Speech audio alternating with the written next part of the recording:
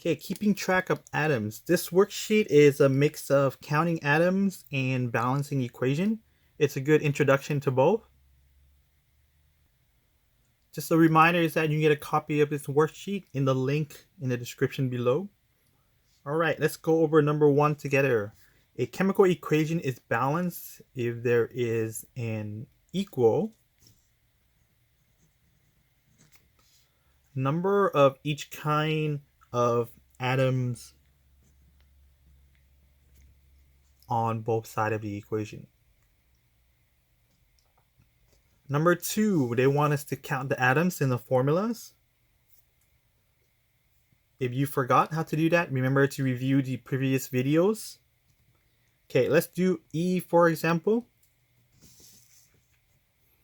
So if you can do it in your head, great. So this 5 times BA is 5BA. 5 times 1N and also times the 2. That comes out to be 10. Now if you can't do it in your head, we'll just write it out. So starting with the big coefficient, you have 5 and we only have 1 BA. So that is a grand total of 5.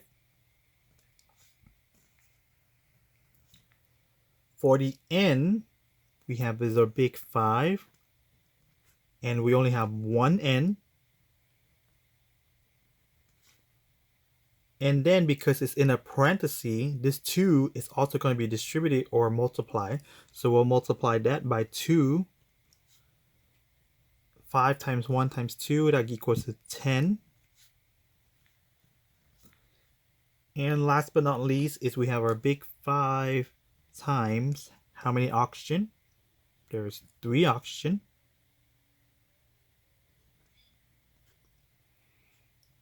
And don't forget to distribute that 2 right there times 2. 5 times 3 is 15 times 2 is 30.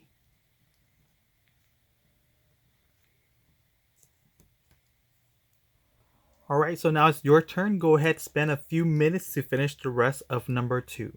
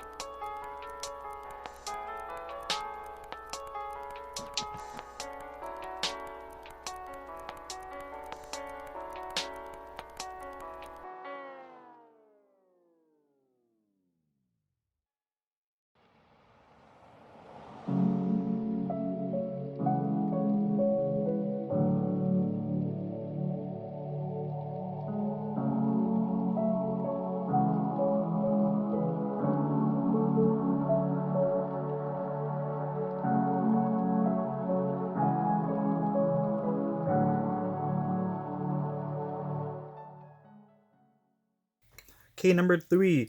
Now look at the following chemical equations. Count the number of atoms of each element on the reactant and the product side.